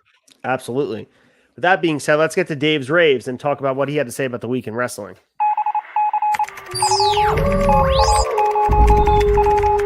Dave raves. All right, the majority of this newsletter that Dave dropped on Friday had a lot to do with obviously the merger between WWE and UFC forming TKO. So you guys can follow that. If you have any questions about what went down, it's pretty spelled out for everybody. So it's a great read, very interesting. And that's the best part of some of these newsletters, especially that I go back for shot nostalgia and look at the older ones, to have this time capsule of in the moment, all the information there for you to digest and understand. But I focused on matches of the week and performer of the week, and his match of the week is probably a match that nobody here in the sound of my voice watched from All Japan Pro Wrestling. Kento Miyahara versus Yuma Anzai from September 8th in Tokyo. He also gave Kento Miyahara his performer of the week. We saw him shine the G1 Climax, but what he said about this match, he gave it 4.5 stars. He said Miyahara pinned Anzai in 1833 with a shutdown German suplex. While the key was Miyahara, it was amazing to see Anzai as a rookie having a match this good. He continued to add super heat, particularly at the end, and was great technically. The selling really made the match. Miyahara played the veteran, healing on the rookie at points, and would get booed for minor things like not breaking holds on the ropes. The last few minutes were incredible, with Anzai kicking out of big moves. The match story is that Anzai would go for big moves, but Miyahara would have the experience to counter, but Anzai wouldn't stay down. Miyahara raised Anzai's arm after the match, and the crowd chanted for him. So a rookie getting the rub from Miyahara is not too long in this business either. Younger guy. This is the dude that did the work shoot with Okada, like we said, in the G1 as well. Shined a little bit here, didn't get to the top of his group, but still a guy that kind of showed out. Love Kento Miyahara. I think he has a lot on the table. Not a lot going on in All Japan Pro Wrestling. I know the lights aren't really shining bright on that level because, I mean, people don't really watch, especially casual fans aren't even watching New Japan, not to mention what's happening in All Japan or Pro Wrestling Noah. There's a lot going on behind the scenes and a lot of stuff that you guys can consume if you have time for it. But go out of your way. I like this as a guide for matches I should check out, and this is definitely a match I will check out because it's recommended. And my taste align with Dave. Maybe that's not the case with everybody, but sounds like a great match. 4.5 stars for the match of the week. Yeah, I'll have to check it out. I didn't get to see it. Obviously, Miyahara is definitely an up and comer. Like you said, he was shining pretty bright in the G1. I was hoping he would give a little love to the Chad Gable Gunther match. I thought that was a solid match, man. But Dave in Japan. I think it was from the week. He might have given him 5 stars the week before. I'd have to look at that. I think he might have given a 4.5 or 5 stars. I have to go back and check it out, but that was a solid match. I think it was the lapse in time that he was in London. Yeah, I think it was the lapse in time because he was in London, and then Terry Funk and the Bray Wyatt news dropped. So I think some of his newsletters were not aligned with what was going on. Okay. So let's get to the week ahead and preview the week ahead of wrestling that we have for ourselves. The week ahead.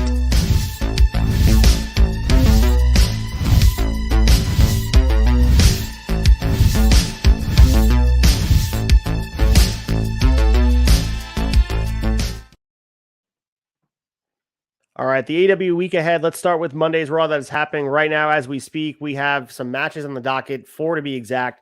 Drew McIntyre taking on Jey Uso, Shinsuke Nakamura taking on Ricochet, Cody Rhodes and Dom Mysterio will have a match. This wasn't officially announced, but I believe they're having a match. And then 2 out of 3 falls match. The New Day, Kofi Kingston and Xavier Woods are taking on the Viking Raiders, Ivar and Eric. So 4 matches announced for Raw. This is a nice kickoff start for the Endeavor era. Yeah, interesting that Ricochet's in that spot with Nakamura, because I just read that Seth Rollins would like to have a match for the title against Ricochet. I wonder if that plays into it. Very, very interesting. On Tuesday, NXT, of course, as we await for Jade Cargill's debut there. Champion versus champion, non-title. NXT champion Carmelo Hayes versus the NXT North American champion Dominic Mysterio. We have Roxanne Perez versus Lola Vice. The 2 NXT Global Heritage Invitational matches, Tyler Bate versus Butch. And then we also have Duke Hudson versus Joe Coffey. We'll come back to you guys next week with the updated standings for the Global Heritage Invitational. It should be coming to an end pretty soon because they're going to have the finals at 9:30, September 30th, that is, on NXT No Mercy. So that's going to be coming up soon. So then we also have on Wednesday, as we preview Grand Slam, I'm not going to go through the card for you again, but Grand Slam is going to be happening. Arthur Ashe. Make sure you guys check that out. You guys watching that in person together, you and Sneed? Oh yeah. Yeah. We'll be in the same building. What's the food situation on Wednesday for you guys? Usually just pizza. Where we got to record, we're not a big to-do. We do the big to-dos on pay-per-views, but Wednesday nights usually down and dirty, easy Pizza Hut, local Nice. Geno's or something. Awesome. On Thursday, we have the second half of our Impact 1000 episode. You guys make sure you guys check out Brace for Impact following 10 p.m. We have this crazy 10-woman tag match. Mickie James, Trinity, Jordan Grace, Awesome Kong, and Gail Kim taking on Deonna Purrazzo, Tasha Steelz, Giselle Shaw, Savannah Evans, and Angelina Love. So this was set up in the opening segment of the 1000th episode. Should be awesome. We also have the Ultimate X match to determine the X Division Championship number contender. Alan Angels versus Ace Austin versus Mike Bailey versus Rich Swann versus Samurai Del Sol versus Zachary Wentz. Followed up by Josh Alexander versus Trey Miguel. Eric Young versus Kenny King. Jake Something versus Dirty Dango. And we're going to get the revelation on who gets title shots and who gets fired from the Feast or Fired match that we saw. Suitcases. Yeah. Hell yeah. What are your thoughts on that? Colton had never seen it before, and he loves the concept. I actually like it. It's a little gimmicky, but it's kind of, I like that there's the stipulation that you get fired. It's a total gimmicky thing, but I kind of dig it. We also on SmackDown, we have WWE Women's Championship on the line. Io Sky defending against Asuka, and then Rey Mysterio and Santos Escobar versus the Street Profits, Montez Ford and Angelo Dawkins, which, gotta say, the Street Profits are absolutely epic as a heel with Bobby Lashley. As their heaters, love it.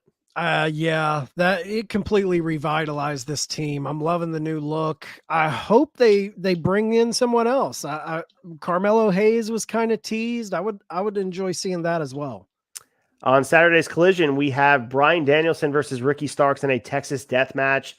We have the AEW Tag Team Championship on the line. FTR defending against the Workhorsemen, Anthony Henry and JD Drake. Andrade El Idolo versus Jay White. And RVD in action. So RVD we got action. that's some good ass shit on this Collision. Yeah, that's a good Collision. I wonder if RVD is going to be doing more work with AEW.